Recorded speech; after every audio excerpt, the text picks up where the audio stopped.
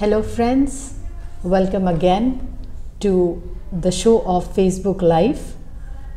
मैं अंजू जायसवाल आप सभी का स्वागत करती हूँ जयप्रकाश अस्पताल की ओर से। फ्रेंड्स, आज एक बहुत महत्वपूर्ण दिन है। आज वर्ल्ड हार्ट डे है और इस वर्ष हृदय दिवस वर्ल्ड हार्ट डे का जो थीम है वो है use heart to know heart, यानी हृदय को जानने के लिए हृदय का उपयोग करें। हृदय रोगों के बारे में अवेयरनेस बढ़ाने के लिए और एक हेल्दी हार्ट मेंटेन करने के लिए जो आदतें होती हैं उनको बढ़ावा देने के लिए हम सभी वर्ल्ड हार्ट डे मनाते हैं। फ्रेंड्स, आज हमारे इस एपिसोड में जो स्पेशल गेस्ट हैं वो डॉक्टर त्रिलोचन अग्रवाला हैं, जो जेपी कार्डियक साइंसेस के एचओडी हैं। Sir, welcome to the show. Thank you so much for taking out your time and coming to the show. Sir is going to inform and educate us on all the topics related to heart today. Before we move further and start the program, sir, we would like to please ask you to tell something about yourself regarding the cardiology field, everything. Yes, thank you. So, नमस्ते दोस्तों। मैं doctor Trilochan Agarwala, senior consultant interventional cardiologist at Jaiprakash hospital Rourkela. तो जैसे madam ने बताया कि आज 29 सितंबर वर्ल्ड हार्ट डे है एंड ये वर्ल्ड हार्ट डे सबसे पहले 1999 वर्ल्ड हार्ट फेडरेशन सोसाइटी से मनाया गया था एंड इसका मेन उद्देश्य होता है कि कैसे हम अपने फ्रेंड्स एंड और दोस्तों लोगों को कैसे हम अवेयर करें कि हार्ट डिजीज़ से कैसे बचें और हमारे हार्ट को हम कैसे प्रोटेक्ट कर सकें। सो आज हम वही देखेंगे कि क्या क्या मेन हार्ट डिजीज़ है और क्या सब कुछ हम प्रिवेंशन ले सकते हैं ताकि आगे चल के हमारा हार्ट डिजीज ना हो। Sir, to begin with the first very most common question जो लोगों के दिमाग में आता है कि हार्ट डिजीज़ है ही क्या और इसके मेजर सिम्टम्स या माइनर कैसे हमें पता चलेगा कि हमें कोई हार्ट डिजीज़ है, हार्ट रिलेटेड इशू है या ये कुछ और है। देखिए मैडम, हार्ट डिजीज का मेनली 6-7 तरह का सिम्टम्स होता है जी। उसमें मैं सबसे पहले जैसे जिसको हार्ट अटैक बताते हैं, तो हार्ट अटैक हमारे लेफ्ट साइड में सीवियर चेस्ट पेन होता है और इतना सीवियर होता है कि हमारा लेफ्ट साइड में भारीपन लगता है, कुछ बहुत बड़ा ओजन हमारी छाती के ऊपर रख दिया गया है और वो दर्द हमारे लेफ्ट हाथ में रेडिएट कर सकता है, जॉ में रेडिएट कर सकता है और या फिर बैक साइड में रेडिएट कर सकता है। तो out of symptoms, all the symptoms में एक है मेन इंपॉर्टेंट चेस्ट पेन है। उसके बाद में हरदम चेस्ट पेन लेफ्ट साइड में रहेगा बोल के नहीं है, कुछ पेशेंट्स में हम देखे हैं कि लेफ्ट साइड में नहीं रह के भी लाइक उनको राइट साइड का भी पेन हो सकता है या नॉन स्पेसिफिक पेन हो सकता है। स्टिल हम कुछ अदर पॉइंट्स में उनको बोल सकते हैं कि उनको कार्डियक डिजीज है या नहीं। सेकेंड सिम्टम्स है कि हाँ, शॉर्टनेस ऑफ ब्रेथ जो बोलते हैं, जिसको हाँफनी बहुत ज़्यादा, उनको मान लीजिए मतलब 1 सीढ़ी 2 सीढ़ी चढ़ने से ही उनको हाँफनी हो रही है या डेली रूटीन एक्टिविटी करने से ही उनको थकावट हो रहा है, तो वो है शॉर्टनेस ऑफ ब्रेथ। थर्ड है कि पल्पिटेशंस होता है, मतलब घबराहट होना, कुछ भी काम कर रहे हैं, थोड़ा बहुत काम कर रहे हैं फिर भी उनको घबराहट हो रही है, या फिर चेस्ट पेन के साथ में बहुत ज़्यादा स्वेटिंग हो रहा है उनको, या फिर उनको कभी कभी किसी को चक्कर आता है, चक्कर आके गिर जाते हैं। तो ये सारा कुछ सिम्टम्स है जो कि हमको बता सकता है कि हमारा अंडरलाइंग हार्ट डिजीज हो सकता है या नहीं। तो सर, अगर ये सिम्टम्स बोला जाए, हाफनी या घबराहट, तो ये तो एक सिंपल गैस्ट्रिक इशू प्रॉब्लम है किसी को, या ब्रीदिंग इशू भी तो हो सकता है। यहाँ कैसे हम पता लगाएं? तो देखिए, जनरली जैसे आपने मैडम पूछे कि चेस्ट पेन में क्या होता है कि ये हार्ट के रिलेटेड भी हो सकता है या ये नॉन कार्डियक भी हो सकता है। तो जो कार्डियक मैंने बताया कि typical type of chest pen जिसको हम लोग बोलते हैं टिपिकल एंजाइना। तो टिपिकल एंजाइना मतलब क्या होता है, ये 3 पॉइंट्स में रहता है, डिस्क्राइब करते हैं हम। एक तो है कि टाइप ऑफ चेस्ट पेन, तो जैसे मैंने बताया लेफ्ट साइड में severe constricting type of chest pain and radiating to left hand jaw and back side, and उसके साथ में this chest pain will persist for more than 20 minutes like that. And अगर हम कुछ मेडिकेशंस देते हैं like nitrate या nitrate group of medication, तो उनको थोड़ा राहत मिलता है। तो this is typical of cardiac pain. But अगर मान लीजिए कि और कुछ नॉन कार्डियक पेन है तो ये तीनों सिम्टम्स नहीं मिल सकता है या आउट ऑफ 3 1 रह सकता है। तो इन दैट कंडीशन हम बोल सकते हैं कि ये नॉन कार्डियक चेस्ट पेन है।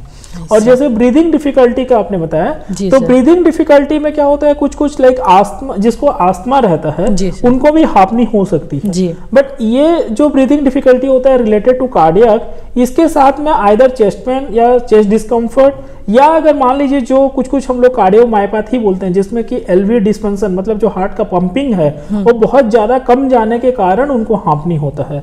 तो इन दैट कंडीशन क्या होता है कि कुछ और भी सिम्टम्स हमको मिलते हैं, जैसे पाँव का सूजना या फिर पेट में राइट साइड में दर्द होना, जिसको हम लोग बोलते हैं कंजेस्टिव कार्डियक फेलियर। तो ये एसोसिएटेड सिम्टम्स से हम रूल आउट कर सकते हैं। ओके सर, अगर हम देखें तो दिल कमजोर होने का कारण ही क्या है, एक वीक हार्ट होता ही क्यों है? यस, ये वीक हार्ट या दिल कमजोर का एक कोई बहुत सारा कारण है। कुछ कुछ जैसे हम आगे और डिस्कस करेंगे, कुछ फैक्टर्स को हम लोग मॉडिफाइबल फैक्टर्स बोलते हैं, कुछ फैक्टर्स को हम लोग नॉन मॉडिफाइबल फैक्टर्स।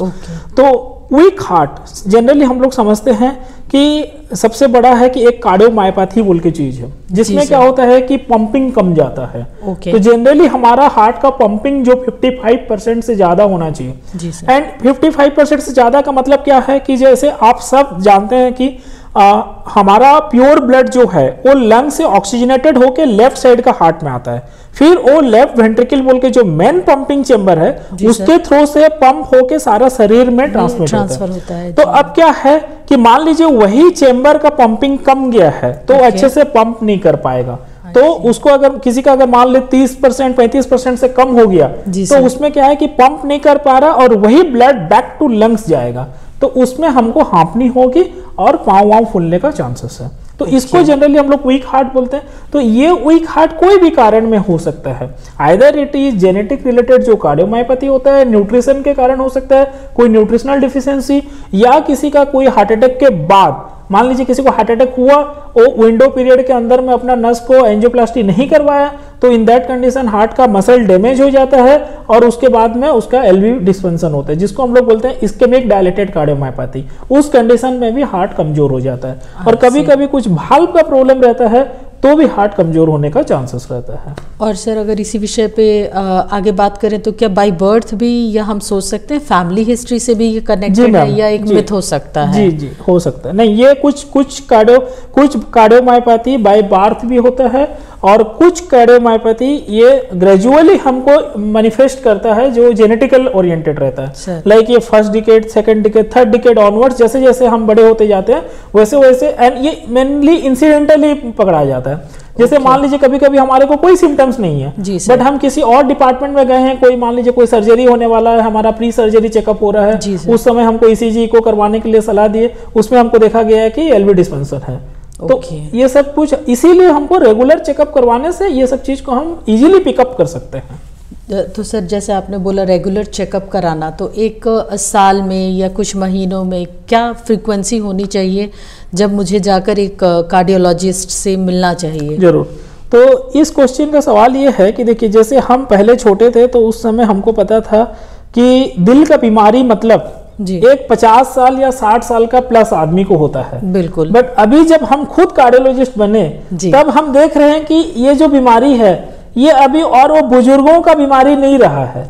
अब ये थर्ड डिकेड ऑनवर्ड्स ही लोगों को हार्ट का प्रॉब्लम होना शुरू हो गया है। तो अब हम ये सलाह देंगे कि थर्ड डिकेड्स के बाद मतलब 30 एज के बाद ईयरली वंस कम से कम अपना routine checkup like ECG, echo हुआ एंड अदर रिस्क फैक्टर्स जो होता है उसका चेकअप जरूर करवाएं ताकि हमको पता चले कि हमारा हार्ट कैसा है। आइए आगे बात करते हैं सर से। सर अगर देखा जाए कहते हैं पुरुषों की तुलना में महिलाओं को हृदय रोग का खतरा अधिक है, क्या ये भी एक मिथ है? हाँ, ये क्वेश्चन भी एकदम सही क्वेश्चन है। बेसिकली इसमें क्या है ना मैडम, देखिए पहले जैसे हम देख रहे थे कि वुमेन्स में हार्ट डिजीज कम होता था एज कंपेयर टू मेन। क्यों होता था बोलने से हम लोग को जैसे पता है कि वुमेन्स को कुछ हार्मोनल प्रोटेक्शंस रहता है। तो जब उन्होंने मेनोपॉज अटेंड करता है, जब उनका हार्मोनल प्रोटेक्शन थोड़ा कम हो जाता है तो दैट मीन्स आफ्टर 45 और 50 एज के बाद में उनको हार्ट डिजीज आता है। बट अभी जैसे मैंने पहले क्वेश्चन पे आपको बताया है कि जैसे पहले दिल का बीमारी मतलब हम सोचते थे पहले बुजुर्गों का बीमारी, बट अभी ये यंग एज में आ गया है जी सर। तो वैसे ही अभी जेंडर डिस्क्रिमिनेशन अगर हम बोलेंगे कि ये वीमेन में ज्यादा है कि मेन में ज्यादा है, तो वो भी अभी मिथ होने लग गया।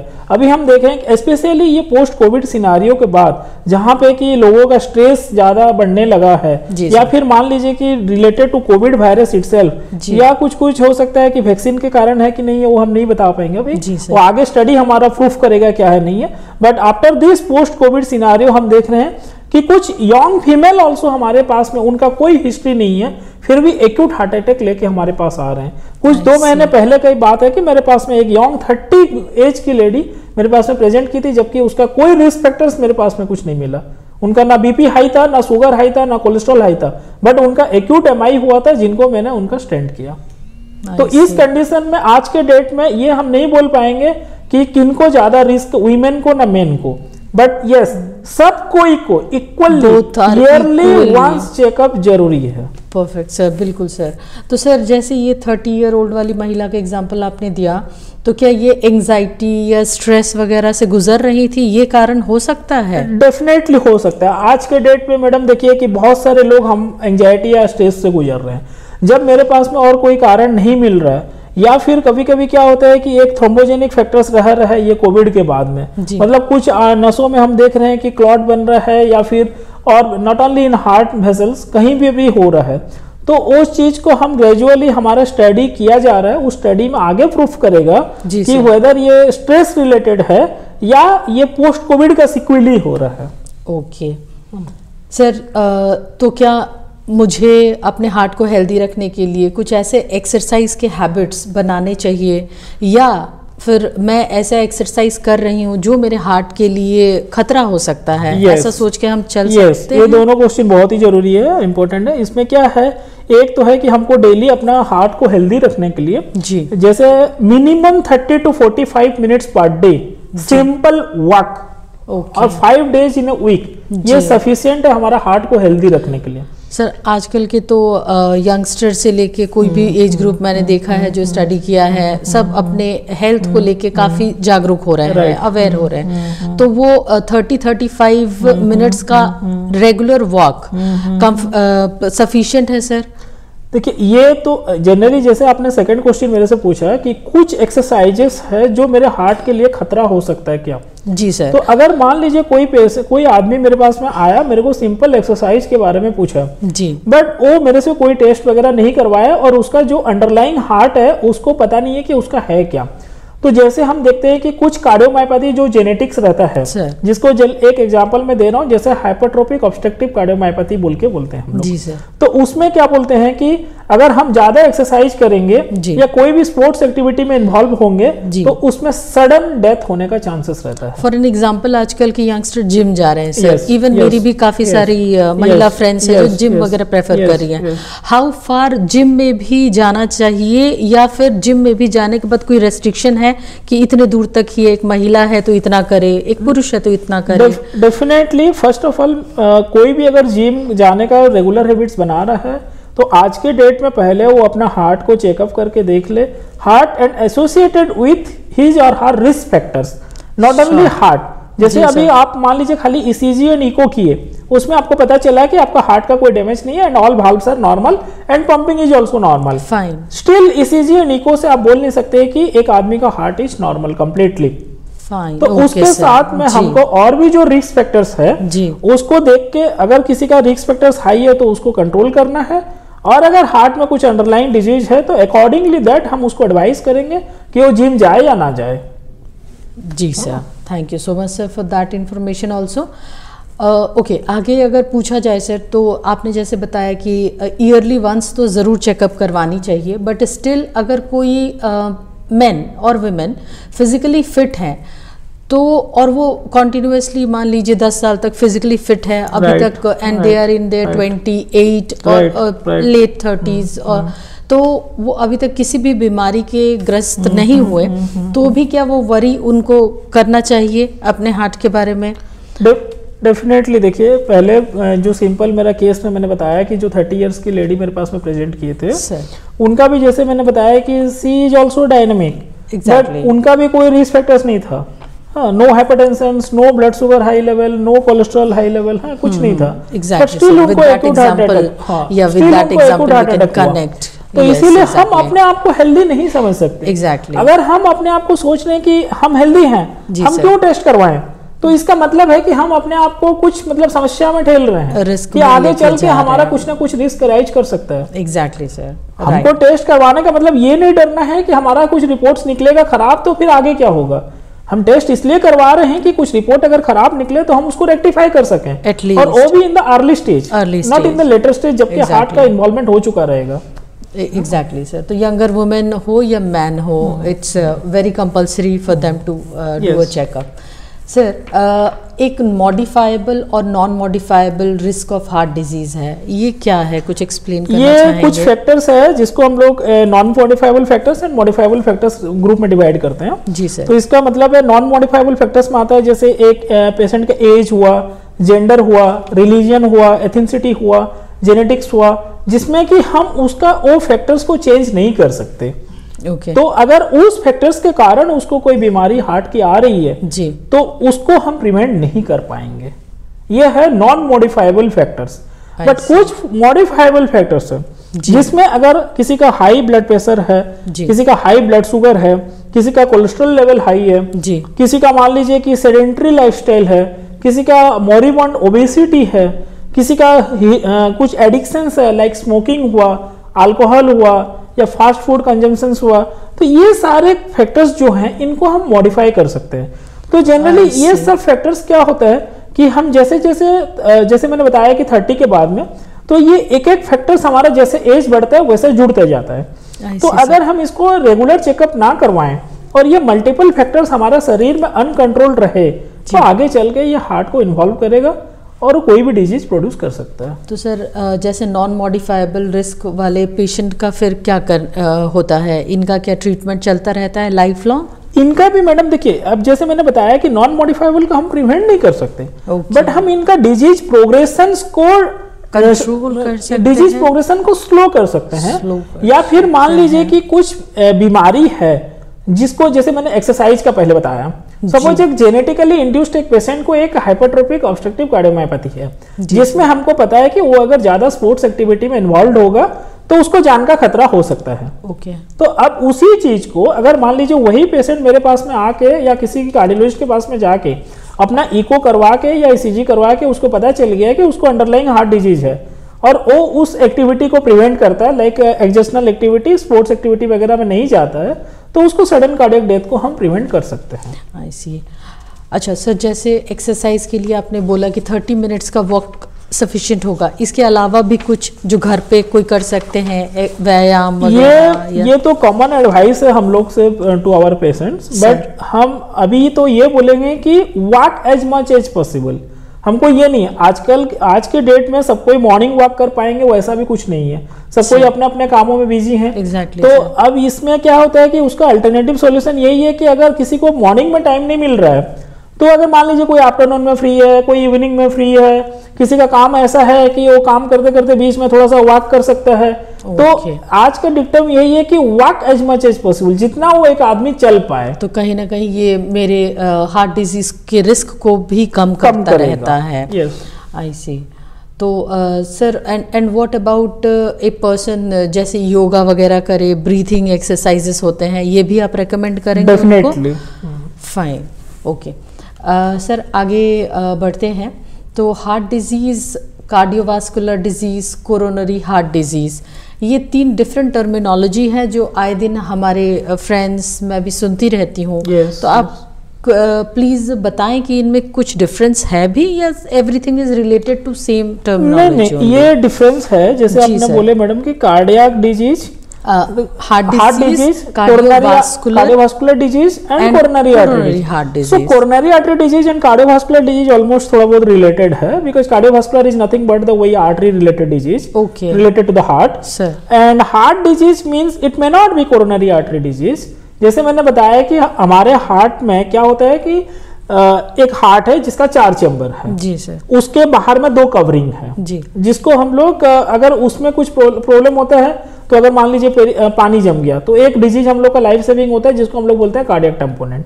तो वो भी एक मतलब लाइफ उस इमरजेंसी प्रोसीजर है, उसको भी हमको इमीडिएटली कार्डियक टैम्पोनेंट अगर किसी पेशेंट को हो रहा है तो उसको हम लोग को एक पेरिकार्डियोसेंटेसिस बोल के प्रोसीजर होता है जिसमें हम हार्ट के बाहर से पानी निकालते हैं। तो अभी ये एक कार्डियोवास्कुलर मतलब ये कार्डियोवास्कुलर डिजीज है, मतलब part of cardiovascular disease, but it may not be coronary artery disease related.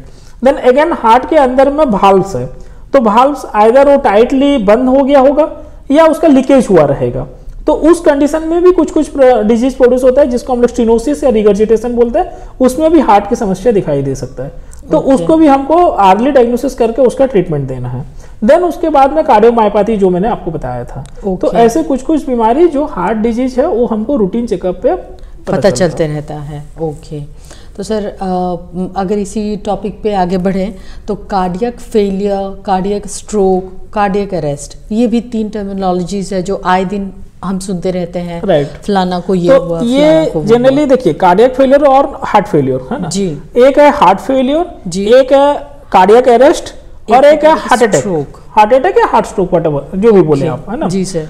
तो जनरली हमारे सबको को पता चलता है कि मेरे भी कुछ पेशेंट्स हैं जो मेरे को पूछते हैं कि सर मेरे पेशेंट्स को, मेरे रिलेटिव्स को कार्डियक अरेस्ट हुआ सर, आपने देखे थे क्या? ठीक है, तो अब क्या है ना कि cardiac arrest and heart attack दोनों सेम नहीं है। अब इसका एक है हार्ट फेलियर। सबसे पहले मैं आपको बताना चाहूंगा कि हार्ट फेलियर का मतलब क्या है। जैसे मैंने पहले बताया आपको कि heart acts like a pumping organ, ठीक है। अब ये पंप कर रहा है तो पंप करने से क्या होता है कि ब्लड हमारा सब शरीर को लाइक हेड हुआ, हाथ पांव सब जगह पे जाता है, पहुंच रहा है, करेक्ट। और ये फॉरवर्डली पंप करता है, करेक्ट सर। और हमको पता है कि हमारा जो प्योर ब्लड आता है ऑक्सीजनेटेड होकर लंग्स से लेफ्ट साइड का हार्ट में आता है जी सर। अब वही चीज either may be related to valve problem और रिलेटेड टू मायोकार्डियम जो कि कार्डियोमायोपैथी, या फिर किसी को हार्ट अटैक हुआ था उसके कारण हार्ट डैमेज हुआ बोल के पंपिंग फेलियर हुआ है। तो इस कंडीशन पे अगर मान लीजिए हार्ट आगे पंप नहीं करके पीछे पंप करता है और वही ब्लड रिगर्जिटेट करके अगर लंग्स को कंजेस्टेड कर देता है, इन दैट कंडीशन पेशेंट को ब्रीदिंग डिफिकल्टी होता है और वो हाँफनी होकर हमारे पास में प्रेजेंट करता है, जिसको हमने हार्ट फेलियर बोलते हैं। तो इन दैट हार्ट फेलियर हमको मेनली मेडिकल मैनेजमेंट में कुछ करके हम उसको स्टेबलाइज कर सकते हैं, बट वो भी डिपेंड करता है कि पेशेंट हमारे पास में किस स्टेज में पहुंचा है। अगर हार्ट फेलियर का अर्ली स्टेज में पहुंचा है तो उसको ट्रीटमेंट देना बहुत ईजी हो सकता है, बट अगर मान लीजिए वही अगर लेट स्टेज में पहुंचा, लाइक कि उसका लंग्स को इन्वॉल्व करते करते liver, kidney, multi organ dysfunction पकड़ लिया है, देन वो कॉम्प्लिकेटेड हो जाएगा केस। सर यहाँ पे मैं पूछना चाहूंगी अगर लेट वर्ड कितने घंटों की भी बात है, टाइम ड्यूरेशन की भी? हार्ट फेलियर का मैडम देखिए वैसा टाइम ड्यूरेशन कुछ स्पेसिफाई नहीं है, बट ये जो हार्ट अटैक है इसका मैं अभी आऊंगा नेक्स्ट क्वेश्चन में। तो नेक्स्ट क्वेश्चन हमारा रहा जैसे हार्ट अटैक। तो हार्ट अटैक का मतलब है जैसे हमारा हार्ट में क्या होता है, लेफ्ट साइड में 2 मेन नस होती है और राइट साइड में एक नस होती है। तो अब इसमें से कोई भी एक नस अगर हमारा 100% बंद हो जाती है तो उसमें एक्यूट मायोकार्डियल इन्फार्क्शन बोल के प्रेजेंट करता है पेशेंट। तो उस कंडीशन में क्या होता है, जैसे मैंने पहले बताया था एंजाइनल पेन, तो वैसे स्पेसिफिक टिपिकल एंजाइनल पेन होगा उसको। और उसी अगर कोई पेशेंट हमको एंजाइनल पेन बोल रहा है, इमीडिएटली हमको उसका ईसीजी करना है। ईसीजी करके देखना है कि वेदर ये एक्यूट एमआई है कि नहीं। अगर एक्यूट एमआई है तो 1 आवर के अंदर, जो कि बोलते हैं हम लोग गोल्डन आवर, ठीक है, और 2 आवर्स इस्केमिक आवर्स, 1 आवर के अंदर हम अगर उसका वो नस को खोल पाते हैं तो उसका जो हार्ट का मसल्स है उसका डैमेज को हम प्रिवेंट कर सकते हैं। मैक्सिमम अप टू 6 आवर्स अगर खोले तो मैक्सिमम मायोकार्डियल डैमेज को हम प्रिवेंट कर सकते हैं, इसलिए हम यहाँ पे बोलते हैं टाइनीज मसल्स। बट अगर हम 12 घंटे के बाद उसको खोल रहे हैं तो चांसेस है कि हम बहुत ज्यादा कुछ प्रॉफिट पेशेंट्स को नहीं दे पाएंगे। तो इसी रिलेटेड एक क्वेश्चन मेरे को बहुत सारे मेरे पेशेंट्स पूछते हैं जी सर। मान लीजिए जो मेरे पास में 6 आवर्स के अंदर आया, वो लोग बोलेंगे सर आपने एंजियोप्लास्टी किया, अब नस तो खुल गई, अब हम लोग आउट ऑफ डेंजर है ना। तो यही क्वेश्चन अगर मेरे पास में जो पेशेंट 6 आवर्स के अंदर आया है और उसका नस मैंने खोल दिया है, तो हाँ आपका वही पेशेंट्स लॉन्ग टर्म में बहुत ज्यादा कॉम्प्लिकेशंस नहीं हो सकता है। बट अगर कोई पेशेंट मेरे पास में 12 घंटे के बाद आया है जिसका मसल डैमेज हो गया है, भले ही मैं उसका नस खोल दूं, बट उसको आगे फ्यूचर में प्रॉब्लम हो सकता है बिकॉज उसका हार्ट का मसल डैमेज हो गया है। तो उसके कारण नेक्स्ट प्रॉब्लम जो हम बताए हार्ट फेलियर, तो ये हार्ट फेलियर का सिम्टम्स उसको हो सकता है, समझे ना। तो ये हुआ हार्ट अटैक, कनेक्टेड है सर, तो एक दूसरे से कनेक्टेड है ये। एंड द थर्ड थिंग जो कार्डियक अरेस्ट, तो कार्डियक अरेस्ट क्या है, कि हम जानते हैं कि हमारा शरीर का हार्ट एक इंजन के जैसा है जी। तो गाड़ी का इंजन सही है तो गाड़ी चलेगा जी, exactly। गाड़ी का इंजन खराब हुआ तो गाड़ी रुकना ही है जी, बिल्कुल। तो वैसे ही अगर मान लीजिए किसी को नॉन कार्डियक प्रॉब्लम हुआ है, हॉस्पिटल में एडमिट हुआ है विथ नॉन कार्डियक प्रॉब्लम लेके, उसका हार्ट अभी सही है, वो प्रेजेंट किया है कुछ cerebrovascular attack like neural stroke लेके, या मान लीजिए कोई लंग्स का प्रॉब्लम है, गैस्ट्रो का प्रॉब्लम है, कि किसी का ऑर्थो का मतलब कुछ हड्डी टूटने के बाद में वो सेप्सिस में चला गया है। तो अल्टीमेटली जब पेशेंट बहुत ज्यादा सीरियस होके उसका बॉडी का सिस्टम मल्टी ऑर्गन डिस्फंक्शन हो जाता है, तो जब आदमी का मान खराब होने वाला, जिसको हम लोग बोलते हैं ऑलरेडी वो एक्सपायर्ड करने वाला है, तो अल्टीमेटली उसका हार्ट अरेस्ट करेगा ही करेगा, तो that is called cardiac arrest. तो उस कंडीशन में हम उसको लास्ट में सीपीआर जो कार्डियोपल्मोनरी रिसोसिटेशन देते हैं, बट उतना चांसेस नहीं रहता है कि उस टाइप के पेशेंट्स को हम बहुत ज्यादा रिवाइव कर पाए। बट एक अगर मान लीजिए हार्ट अटैक रिलेटेड पेशेंट्स अगर अरेस्ट किया है, तो उसको अगर हम इमीडिएटली कार्डियोपल्मोनरी रिसोसिटेशन करते हैं, लाइक चेस्ट कंप्रेशन वगैरह देते हैं, तो चांसेस है कि हम उस पेशेंट को रिवाइव करवा लें। I see, perfect sir, thank you so much sir for that information. Friends, I hope ये काफ़ी इन्फॉर्मेटिव आप लोगों के लिए भी रहा होगा। हमें ये difference cardiac failure, cardiac stroke और कार्डियक अरेस्ट, इनके विषय में काफ़ी क्लैरिफाई हम हुए कि कब अरेस्ट होता है और कब फेलियर होता है। सर, आगे अगर पूछना चाहें, हम चाहते हैं आप हमारे व्यूअर्स को बताएं कि हार्ट सिम्टम्स दिखने के बाद मेरे पास क्या ट्रीटमेंट के ऑप्शंस रहते हैं, या किस प्रकार मैं सोचूं कि कौन से ट्रीटमेंट ऑप्शंस मेरे लिए सही हैं? राइट। तो जैसे मैंने बताया कि अगर हार्ट सिम्टम्स से 5-6 सिम्टम्स के अंदर में हमको पता चला कि क्या रिलेटेड है, तो फिर हम क्लासिफाई करेंगे उसको कि वेदर उसको हार्ट अटैक हुआ है, कि हार्ट फेलियर हुआ है, कि उसका भाल में प्रॉब्लम है, कि उसका कुछ मसल इंजरी होकर उसको मायोपैथी हुआ है। तो अगर मान लीजिए मेरे पास में हार्ट अटैक का पेशेंट आया, तो डेफिनेटली उसको मैंने एंजियोग्राफी करूंगा। अगर एक्यूट एमआई है तो उसको इमीडिएटली एंजियोग्राफी रिक्वायर्ड है। एंजियोग्राफी करने के बाद में फिर हम लोग का डिसीजन लिया जाता है कि कितना परसेंटेज ब्लॉकेज है, उसमें सिग्निफिकेंट ब्लॉकेज। एक्यूट एमआई में तो डेफिनेटली 100% ब्लॉकेज आना ही है, तो उस कंडीशन में हमारा और कोई ऑप्शंस नहीं है, हमको उसको नस को खोलना ही है। तो इन दैट केस वो पेशेंट को प्राइमरी एंजियोप्लास्टी बोलते हैं, जो हमको करना ही है। नेक्स्ट है कि अगर कोई पेशेंट नॉन स्टेमी या अनस्टेबल एंजाइना, मतलब उसको एक्यूट हार्ट अटैक नहीं है बट उसको ब्लॉकेज का सिम्टम्स है, तो हमने एंजियोग्राफी किया, उसमें हमको पता चला कि उसका सिग्निफिकेंट ब्लॉकेज है। देन उसको हमको डिसाइड करना पड़ता है कि कितना ब्लॉकेज है, मल्टीपल ब्लॉकेज है, कि एक नस में ब्लॉकेज है, कि एक मतलब फोकल ब्लॉकेज है। तो उसमें हम लोग का डिसीजन आता है कि उसको मेडिसिन में रखें, या फिर उसको स्टेंट करें, या फिर हम उसको रेफर करें फॉर द बाईपास, जिसको बोलते हैं coronary artery bypass graft. Okay. तो उस कंडीशन में हम आप एंजियो के बाद ही हम डिसाइड कर सकते हैं। जी सर। और मान लीजिए ये हार्ट अटैक नहीं है, ये हार्ट फेलियर है जी, तो इन दैट कंडीशन हम उनको आईसीयू में रख के फर्स्ट हम स्टेबलाइज करते हैं उनको। तो डिफरेंट तरीके का हमारे पास में मेडिसिन है, जैसे आईवी इंजेक्शन कुछ होता है, कुछ टैबलेट्स फॉर्म होता है। तो एक बार स्टेबलाइज्ड होने के बाद फिर हम लोग उसको मतलब डिसाइड करते हैं कि उसको आगे चल के खाली मेडिसिन में रखना है, या उसको और भी कुछ ट्रीटमेंट है। लाइक कुछ मतलब कार्डियोमायोपैथी पेशेंट्स है जिसका सीवियर एलवी डिस्फंक्शन रहता है, तो उस कंडीशन में हमने फिर बाद में उसमें कुछ पेसमेकर रिलेटेड डिवाइस इम्प्लांटेशन आता है, तो जैसे सीआरटीडी सीआरटीपी बोलते हैं। तो हम लोग का कुछ क्राइटेरिया है, उस क्राइटेरिया को ईसीजी या फिर सिम्टम्स के वाइज अगर मैच करता है, तो हम बाद में आगे इन फ्यूचर डिवाइस इम्प्लांटेशन का प्लान कर सकते हैं। सर, जब इम्प्लांटेशन की बात हो रही है तो हार्ट ट्रांसप्लांट एक जो वर्ड है, वो कई लोगों का आजकल हो रहा है, इसके बारे में आप बताना चाहेंगे प्लीज कि हार्ट ट्रांसप्लांट होता कब है और कितने परसेंटेज तक ये सक्सेसफुल है? देखिए, हार्ट ट्रांसप्लांट तो जनरली हम लोग उस डिजीज में करते हैं जिस डिजीज में हमारे पास में कोई सर्जिकल और मतलब ट्रीटेबल सर्जिकल और मेडिकल ऑप्शंस कुछ नहीं है हमारे पास में। लाइक जैसे मैंने बताया कि जेनेटिकल और कुछ एक्वायर्ड अगर कार्डियोमायोपैथी वगैरह है, तो उसमें हमको पता है कि हमारे पास में मेडिकल मैनेजमेंट के अलावा उसका डेफिनेटिव ट्रीटमेंट हमारे पास कुछ नहीं है जी। तो इन दैट कंडीशंस हम लोग को जो ट्रांसप्लांट रजिस्ट्री होता है उसमें हम लोग रजिस्ट्रेशन कर सकते हैं। और अगर हमको हार्ट का कहीं पे अगर इंफॉर्मेशन आता है कि there is a heart cadaver heart है हम लोग का, तो उस समय हम लोग उसको ट्रांसप्लांट के लिए प्रोसेस कर सकते हैं। बट कितना परसेंटेज में ये सक्सेस है ये अभी बोलना मुश्किल है, क्योंकि अभी ये हम लोग इस प्रोसेस में ऑनगोइंग है। तो ये आगे चल के पता चलेगा कि मतलब कितना कितना ये परसेंटेज सक्सेस हो रहा है, बिकॉज अभी हम लोग का ये लिमिटेड सर्जरी हो रहा है, ये रूटीन सर्जरी में नहीं है, तो इसीलिए हम इसको सक्सेस परसेंटेज निकालना थोड़ा डिफिकल्ट है हम लोग। ओके, आई सी सर।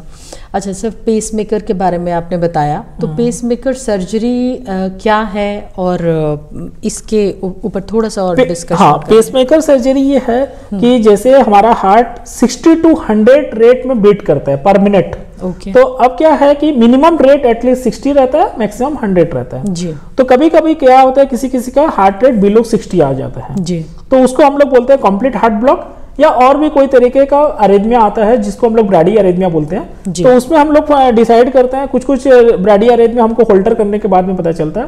तो उस कंडीशन में पेशेंट हमारे पास में प्रेजेंट करते हैं विद सिम्टम्स कि उनको चक्कर आया है, उनको वो लोग खड़े थे, अचानक से गिर गए, अचानक से सामने अंधेरापन छा गया, तो उस कंडीशन को हम लोग बोलते हैं आइदर सिंकोप और प्री सिंकोप, और कोई कोई मल्टीपल बार भी गिरते हैं। तो उसके बाद ईसीजी या होल्टर करने से हमको पता चलता है कि that patient is having significant Brady अरेथमिया।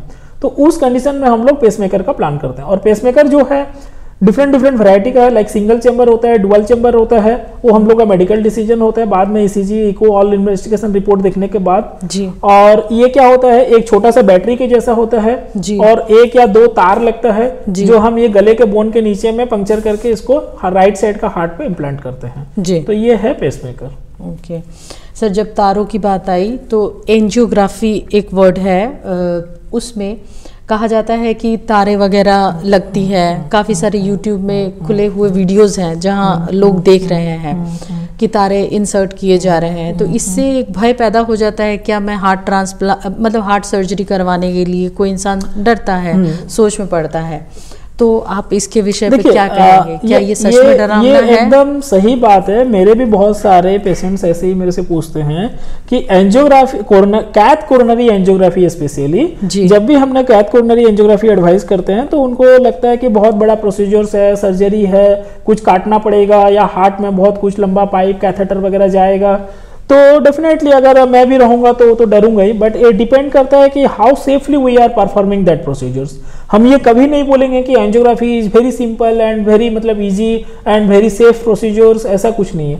ठीक है, मैं मानता हूं कि 99% it is a safe procedures, definitely कुछ होता नहीं है, बट कैसे परफॉर्म कर रहे हो। अगर if you are performing safely and you are doing routinely, तो ये hardly it will take 5 to 10 minutes do an angiography and it is 99% safe procedures. And इसमें ना ही हम कुछ ज्यादा कट करते हैं, कुछ नहीं करते हैं, it's just a pin hole, ये हाथ में नहीं तो पाँव में जान के पास करते हैं, तो जस्ट और इसमें कोई लोकल एनेस्थेसिया में करते हैं, ना इसमें ज्यादा पेन होता है। और ना और एक मिथ है लोगों का सोचना है कि जैसे कैथेटर जाता है हाथ के थ्रू से, इतना लंबा लंबा कैथेटर, तो कैथेटर जब हमारे शरीर में घुसेगा तो हमको बहुत ज्यादा दर्द होगा, बट ये कैथेटर जब अंदर से जाता है हमारे शरीर में, ये पेनफुल नहीं रहता, बिल्कुल पेनलेस है, बिल्कुल पेनलेस है। सिर्फ जहां पे हम लोग पंक्चर करते हैं वहां पे भी अगर हम लोकल एनेस्थेसिया गुड मतलब अच्छे से अगर दिए हैं, थोड़ा रुक के जब तक उसका एक्शन लेते हैं, उसके बाद में अगर हम स्टार्ट करते हैं तो डेफिनेटली उस जगह पे भी उसको दर्द नहीं होगा।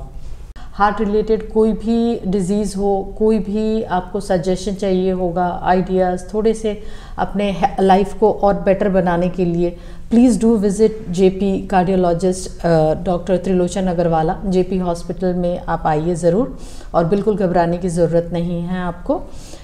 Sir thank you so much. और सर आगे कैथेटर एंजियो जो है इन किन पॉइंट्स किन पेशेंट्स में लगता है, अगर पूछा जाए तो किस टाइप के पेशेंट कैसे बीमारी के साथ आते हैं, तो इसके बारे में बताएं। देखिए, जैसे इसको मैं और थोड़ा सा आपको एलाबोरेट करूंगा क्लियरली कि हमारे पास में 2 टाइप का एंजियो है, एक है सीटी कोरोनरी एंजियोग्राफी और एक है कैथेटर कोरोनरी एंजियोग्राफी, जो कैथेटर डाल के हम लोग करते हैं जी।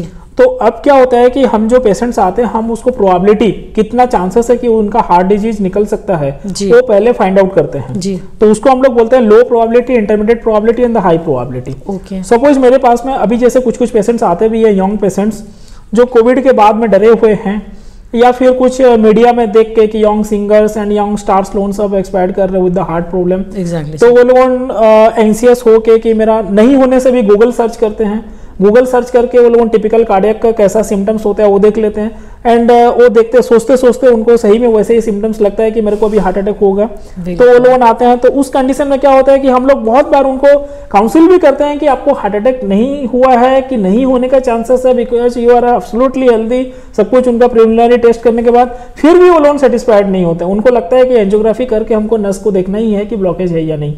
तो उस कंडीशन में मान लीजिए मेरे पास में एक 30 ईयर से लेस कोई आदमी मेरे पास प्रेजेंट किया, उसको मैंने इमीडिएटली कैथेटर कोरोनरी एंजियोग्राफी के लिए प्रेजेंट नहीं करूंगा, बिकॉज मेरा ओन सेंस अलाउ नहीं कर रहा है कि मैं कैथेटर एंजियोग्राफी उस पेशेंट को करूं, बट उसको तो मेरे को काउंसिल करके उसको भी तो सेटिस्फाइड करना है, बिकॉज वो तो उसका माथा में घुसा लिया है कि उसको हार्ट का प्रॉब्लम है बोल के, तो उस कंडीशन में मैं उसको कैसे उसको सेटिस्फाइड करूं। तो इन दैट कंडीशन हमारे पास में और एक ऑप्शन है कि जो कहते हैं सिटी कोरोनरी एंजियोग्राफी। तो सिटी कोरोनरी एंजियोग्राफी में क्या होता है कि जैसे हमारा रूटीन सिटी स्कैन होता है वैसे ही स्कैन होता है, बस खाली हाथ में एक टू डाई जैसे इंजेक्शन देते हैं वैसे ही डाई डाल के उसको स्कैन करना होता है, और उसमें भी हम लोग फाइंड आउट कर सकते हैं कि हमारे कोरोनरी आर्टरीज में कुछ ब्लॉकेज है या नहीं। तो ये एक type of group of patients में हुआ। सेकंड ग्रुप ऑफ पेशेंट्स में हुआ जहां पे हम लोग सिटी कोरोनरी एंजियोग्राफी प्रेफरेबल समझते हैं। लाइक मान लीजिए मेरे पास में कोई 1 ईयर बैक एंजियोप्लास्टी करवाया, 6 मंथ्स बैक एंजियोप्लास्टी करवाया, फिर उसको मतलब लग रहा है कि कुछ चेस्ट पेन हो रहा है, कुछ सिम्टम्स हो रहा है, या फिर उसको साइकोलॉजिकली लग रहा है कि मेरा स्टेंट पैटेंट है या नहीं, मैं उसको देखना चाहता हूं। तो इन दैट कंडीशन भी हमको अगर लगता है कि उसको कहता है कोरोनरी एंजियोग्राफी इंडिकेटेड नहीं है, बट पेशेंट सोचता है कि मेरा स्टेंट देखना है, तो उस कंडीशन में भी हम सिटी कोरोनरी एंजियोग्राफी करवा के देख सकते हैं कि उसका स्टेंट कैसा है। नेक्स्ट है कि कोई बाईपास करवाया है, उसमें ग्राफ्ट वगैरह उसका कैसा है कैसा नहीं, वो भी अगर मतलब सोच में रहता है, तो उस कंडीशन में भी पोस्ट सीएबीजी ऑल्सो हम लोग उसका सिटी कोरोनरी एंजियोग्राफी करके देख सकते हैं कि ग्राफ्ट कैसा है। तो low to intermediate probability of group of patients जो है उसमें हम लोग सिटी कोरोनरी एंजियोग्राफी प्रेफर करते हैं, और इन high probability group of patients definitely हम लोग कैथ कोरोनरी एंजियोग्राफी प्रेफर करते हैं। फ्रेंड्स, जैसे आपने अभी सुना, सर ने बताया कि काफ़ी सारे मिथ हमारे दिमाग में आ जाते हैं गूगल पे वीडियोस देख के, यूट्यूब के खुले हुए वीडियोस देख के, कि शायद मुझे भी इस तरीके का कोई हार्ट डिजीज़ तो नहीं है। तो जयप्रकाश हॉस्पिटल में तुरंत आइए और आपके जो भी मिथ है, भ्रम है, प्लीज़ उसको क्लैरिफाई करिए। सर आगे अगर पूछना चाहें तो कई रिपोर्ट्स तो ये भी कहते हैं कि कई पेशेंट्स, मान लीजिए 6 महीने पहले एक पेशेंट आया था जिसका ECG, echo report, TMT report कहते हैं सभी नॉर्मल आए थे, तो फिर भी उसके बाद भी ही सफर्ड कार्डियक अरेस्ट। एकदम सही है सर, ये कैसे हो गया फिर जब नॉर्मल आए थे? तो ये एकदम सही है मैडम, जैसे मैंने बताया कि ईसीजी, इको एंड टीएमटी हमने किया, ये प्रिलिमिनरी टेस्ट है। ईसीजी, इको नॉर्मल है, ठीक है, बट टीएमटी किया हमने, टीएमटी भी नेगेटिव आया, वो भी ठीक है, बट टीएमटी 100% कंफर्मेटरी नहीं है कि हमारे हार्ट में ब्लॉकेज नहीं है, बिकॉज टीएमटी का कुछ सेंसिटिविटी स्पेसिफिसिटी है जो कि अराउंड 80% है। स्टिल हमको 20% चांस है कि हार्ट में ब्लॉकेज हो सकता है। तो हमको हमारे पेशेंट्स को ये गाइड नहीं करना है कि आपका टीएमटी तक नेगेटिव है मतलब आपको कुछ नहीं हो सकता है। स्टिल हमको उनको वार्निंग देना है कि उनको हेल्दी लाइफस्टाइल मेंटेन करना है, कुछ रिस्क फैक्टर्स है तो उसको कंट्रोल रखना है, एंड रेगुलर हेल्थ चेकअप करवाना है। और अगर जरूरत पड़े तो जैसे मैंने आपको बताया पहले कि सीटी एंजियोग्राफी या कैथ कोरोनरी एंजियोग्राफी, तो हमको अगर लगता है कि थोड़ा भी अगर इंटरमीडिएट प्रोबेबिलिटीज है तो इन दैट कंडीशन हमको सिटी कोरोनरी एंजियोग्राफी का ऑप्शन करके उसको फाइंड आउट कर सकते हैं कि ब्लॉकेज है या नहीं है। Right sir. तो friends, please don't take it for granted कि अगर रिपोर्ट्स ठीक ही आए हैं तो मैं अपने एक्सरसाइज रूटीन, डाइट प्लान से या कुछ अच्छे जो भी हेल्दी आप लाइफस्टाइल मेंटेन कर रहे हो उसको काइंडली कंटिन्यू कीजिए, उसमें नज़रअंदाज बिल्कुल भी नहीं करना है। आप एक healthy heart will lead to a healthy lifestyle anyways. Sir आगे अगर पूछे तो बेस्ट डाइट, ऐसे तो एक हेल्दी हार्ट के लिए जो भी डाइट हम अच्छा लेते ही हैं, बट फिर भी आप कुछ रेकमेंड करेंगे खाने के वक्त ब्रेकफास्ट के लिए या on a weekly basis? Yes, first तो है कि मतलब टाइप ऑफ फूड्स या फिर timing of foods. Timing of foods में हम बोलेंगे कि किसी भी आदमी को ब्रेकफास्ट कभी स्किप नहीं करना है, देन लंच, देन डिनर। अगर किसी को वेट मैनेजमेंट का थोड़ा डर है कि मेरा वेट ओवर वेट हो रहा है, कि मैं मतलब बहुत ज़्यादा मोटा हो रहा हूँ, तो इन दैट कंडीशन वो डिनर स्किप कर सकते हैं, या डिनर लाइट ले सकते हैं, या अर्ली डिनर ले सकते हैं। But breakfast and lunch skip करके डाइटिंग करना एडवाइजेबल नहीं है। एंड सेकेंड थिंग है, डाइट में जितना हो सके लो carbohydrate, low sweets and low fried foods या सैचुरेटेड फूड इनटेक, वो जितना कम कर सकें उतना ही हमारे शरीर के लिए अच्छा है। Okay, thank you so much sir for that.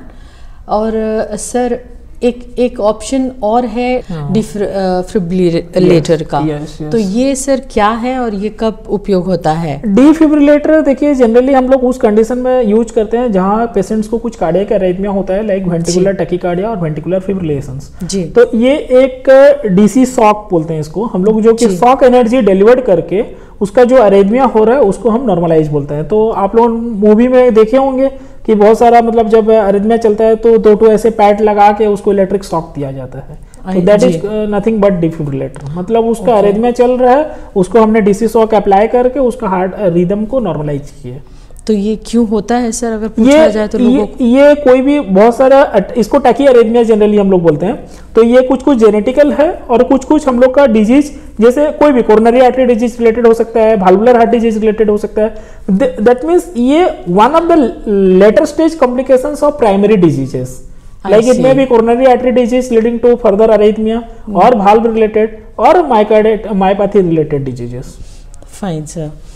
Sir जैसे आपने बोला कि पूरे साल में एक बार रूटीन चेकअप तो जाना ही जाना है, अदरवाइज भी क्या मेरे कुछ अर्ली सिम्टम्स इस तरीके से दिख सकते हैं जिसको मुझे नज़रअंदाज नहीं करना चाहिए? राइट, देखिए रूटीन वंस इन ईयर ये रूटीन चेकअप है जी। बट अगर किसी को with in that daily routine activity में कुछ तकलीफें हो रही है, लाइक किसी को सीढ़ी चढ़ने में तकलीफ हो रही है, किसी को रूटीन एक्टिविटी करने में हाँफ रहा है, कि किसी को चेस्ट भारी लग रहा है, चेस्ट डिस्कम्फर्ट हो रहा है, घबराहट हो रही है, पसीना आ रहा है, तो इसमें हमको अभी मैं करवाया हूँ 2 महीना पहले चेकअप, एवरीथिंग नॉर्मल था, अब मैं जाके नेक्स्ट ईयर करवाऊंगा, ऐसा वेट नहीं करना। अगर इन बिटवीन दैट कुछ अगर सिम्टम्स होता है तो डेफिनेटली उसी पॉइंट पे उसको चेकअप करवाना जरूरी है। Okay sir, right. Friends, as it's well said कि बेटर बी अर्ली, लेट नहीं होना है। तो आगे सर अगर पूछा जाए तो एक सिंपल हार्ट टेस्ट के अलावा कौन से और टेस्ट्स हैं जो आप सजेस्ट करेंगे कि लोगों को, पेशेंट को करवाना चाहिए या एक नॉर्मल जनरल पब्लिक को? सिंपल हार्ट टेस्ट में जैसे बहुत लोग समझते हैं कि ईसीजी इको किए तो उसमें हार्ट नॉर्मल है कि नहीं पता चल जाएगा जी। बट हाँ, अभी अगर एक पेशेंट मेरे पास में आता है, उसका हार्ट अभी ईसीजी इको से नॉर्मल है जी, तो ये नॉर्मल है, बट उसके साथ में उसका हार्ट आगे चल के अब नॉर्मल होगा कि नहीं जी, उसको हमको देखने के लिए कुछ रिस्क फैक्टर्स है, उसको हमको फाइंड आउट करना है। तो उसका हमको पहले ब्लड शुगर चेक करके देखना है। ओके। ब्लड प्रेशर तो हम रूटीनली चेकअप करेंगे, ब्लड शुगर चेक करके देखना है, कोलेस्ट्रॉल लेवल चेक करके देखना है जी। देन उसके बाद में अदर अगर उसका किडनी प्रॉब्लम है कि नहीं, लिवर प्रॉब्लम है कि नहीं, थायराइड प्रॉब्लम है कि नहीं, तो ये सारा चीज हम चेक करके देखेंगे कि उसका कुछ अबनॉर्मलिटीज है क्या। अगर है तो ये सब रिस्क फैक्टर्स को भी पहले हमको कंट्रोल करना है ताकि हम फ्यूचर में उसका हार्ट डिजीज को आइदर स्लो कर पाए या फिर रोक पाए कुछ। तो मेन है BP, blood pressure, thyroid, cholesterol, blood sugar, ये सब। Thyroid as well, right sir, thank you so much sir. Sir cholesterol level तो अफेक्ट करता ही है, इसके अलावा हमारे डाइट में जो आपने जैसे कहा कि लो फैट रखना है, but as seen today youngsters of today और जनरल पब्लिक भी फैटी फूड खाना, बाहर का खाना बहुत प्रेफर कर रहे हैं because of their lifestyle also.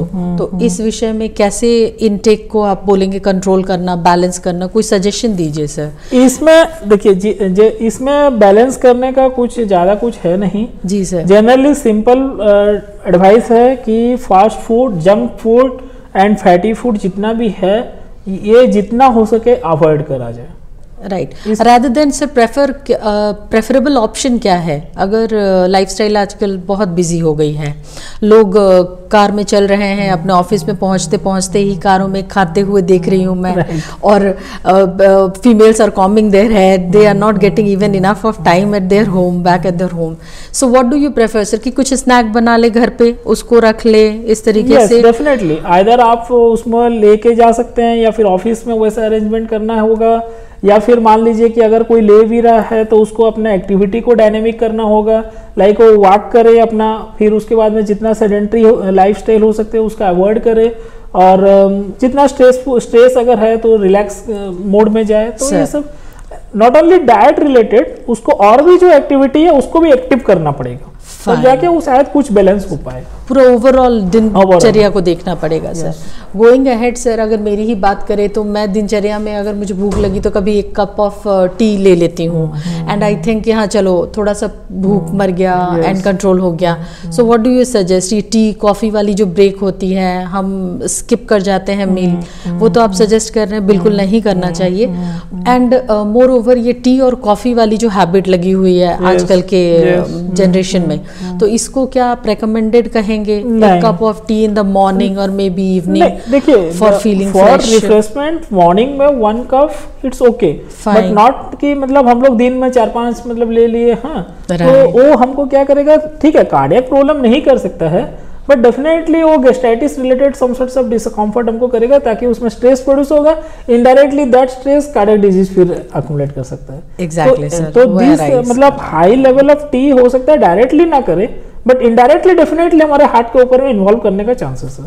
Okay, moving ahead sir, अगर रेड वाइन लोग आज एक मॉडर्न सोसाइटी को देख रहे हैं, और मॉडर्न सोसाइटी में थोड़ी सी वाइन ले लिया, कुछ हार्ड ड्रिंक्स ले लिया, तो रेड वाइन काफ़ी लोगों का कहना है कि बहुत अच्छा है हार्ट के लिए, हेल्थ के लिए, तो ये कितने दूर तक सच है सर? देखिए, बात यह है कि स्पेशली हम लोग इंडियन पीपल कंट्रोल में नहीं रहते.